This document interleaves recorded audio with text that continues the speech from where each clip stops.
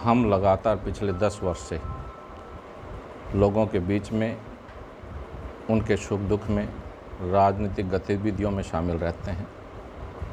चुनाव के लिए 24 घंटे हम तत्पर रहते हैं और आने वाला 2024 का समय जननायक जनता पार्टी का होगा और हरियाणा प्रदेश के अंदर जजपा की सरकार होगी। इनेलो पार्टी जेजेपी मिलकर के चुनाव लड़ने की बात करें, जहां इनेलो और जजपा की बात है, दोनों एक ही परिवार के हिस्से हैं। चौधरी ओम प्रकाश चौटाला जी इस परिवार के मुखिया थे और हैं। इस पे दोनों पार्टियों के शीर्ष नेतृत्व का फैसला है। जो फैसला शीर्ष नेतृत्व करेगा वो हमें मंजूर है। इस पे मैं कोई टीका टिप्पणी नहीं करना चाहता। कर्नाटक में बड़ी जीत के बाद कांग्रेस आजकल उत्साहित दिखाई पड़ रही है, जोश में है। हर स्टेट के मुद्दे अलग होते हैं। आप बात करें राजस्थान की, राजस्थान के अंदर पिछले लोकसभा चुनाव में जो बहुमत बीजेपी के पक्ष में रहा, उसके कुछ समय के बाद जब राजस्थान में विधानसभा चुनाव थे तो आपने हालात और परिस्थितियां देखी, कांग्रेस को पूर्ण बहुमत मिला। तो ये हर स्टेट के मुद्दे अलग होते हैं और समय और परिस्थितियों के अनुसार समीकरण बदलते रहते हैं। हरियाणा प्रदेश के अंदर इस तरह का कोई माहौल नहीं है। निश्चित रूप से हम बहुमत के साथ सरकार बनाएंगे। दुष्यंत चौटाला इस प्रदेश के मुख्यमंत्री होंगे। राजस्थान में जजपा चुनाव लड़ने जा रही है।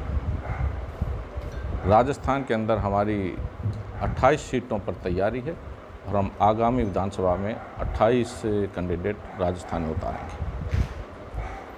अध्यक्ष हैं, बड़ी जिम्मेदारी आपके पास।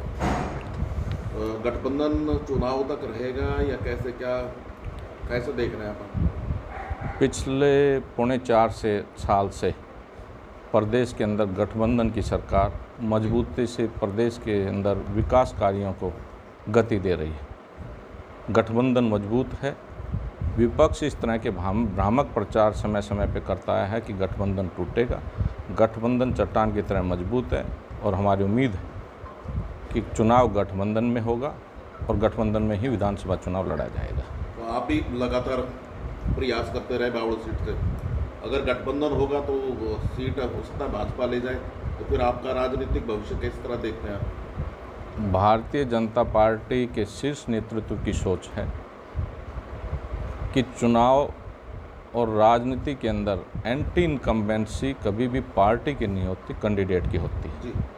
और वर्तमान में जो बावड़ से मंत्री हैं उनके बारे में आपको मेरे से ज़्यादा भली भांति पता है। आप थोड़ा खुल कर बता दीजिए ना। आपको अच्छी तरह पता है पिछले चुनाव में जिस तरह से क्षेत्र में विरोध था जी। और इस बार जनता के अंदर विरोध है और इस विरोध के कारण भारतीय जनता पार्टी निश्चित रूप से टिकट काटेगी। कैंडिडेट्स का है या भाजपा का है?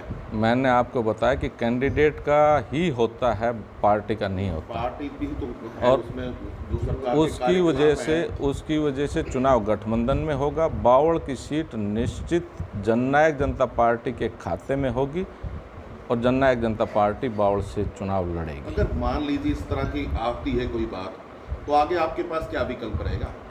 अगर मान लीजिए गठबंधन के किसी और को दे दें। हम जननायक जनता पार्टी के सच्चे सिपाही हैं और दुष्यंत चौटाला जी के जो आदेश होगा उसकी पालना होगी। यानी टिकट मान के चले कंफर्म? टिकट 100% कंफर्म है और हम चुनाव लड़ेंगे। एक एम्स का बड़ा मुद्दा यहाँ चल रहा है लगातार, आज भी पूरी तरह सिरे नहीं चढ़ पा रहा। लगातार सरकार दावा कर रही है कि अक्टूबर सितंबर तक शिलान्यास भी हो जाएगा, लेकिन एक पैच अभी भी बाकी है। किस तरह देखते हैं? बावड़ की रैली में माननीय मुख्यमंत्री महोदय जी ने 2015 में एम्स की घोषणा की थी। जब लंबे समय तक इसको अमली जामा नहीं पहनाया गया तो इस क्षेत्र की जनता ने एम्स संघर्ष समिति का गठन किया और मैं आज बड़ी मजबूती से कहता हूं कि इस क्षेत्र को एम्स मिलेगा। लेकिन एम्स मिलने का जो माध्यम होगा वो इस क्षेत्र की जनता और एम्स संघर्ष समिति और क्षेत्र की जनता के संघर्ष से एम्स इस क्षेत्र को मिलेगा। योगदान है इसमें? सरकार के योगदान के बगैर तो संभव ही नहीं हो सकता कोई चीज़। और जिस तरीके से आप जनता को और उसको दे रहे हैं संघर्ष समिति को, देखो क्या जिस तरह के भाजपा नेता राव इंद्रजीत सिंह की बात कर ले, डॉक्टर सहकारी मंत्री की बात कर ले, तो वो भी श्रेय ले रहे हैं। इस मामले में अगर हम बात करें स्थानीय मंत्री की, बावड़ से जो मंत्री हैं उनका नकारात्मक रवैया इस बात से बिल्कुल स्पष्ट होता है कि इस क्षेत्र की जनता, कुछ लोग, चुनिंदा लोग और एम्स संघर्ष समिति उंगली कटवा करके शहीद होना चाहती है। इस क्षेत्र की जनता का और एम्स संघर्ष समिति का अपमान है और इसका खामियाजा तो चुनाव में उनको उठाना ही पड़ेगा। और जहाँ राव इंद्रजीत सिंह की बात है, राव इंद्रजीत सिंह इस क्षेत्र के बड़े प्रोजेक्ट्स जहाँ भी रहे हों उनके अंदर उनका अहम योगदान रहा है, उनको श्रेय चढ़ाने में, और एम्स के लिए वो संघर्षरत हैं और प्रयास से, राव साहब के प्रयास से एम्स श्रेय चढ़ेगा।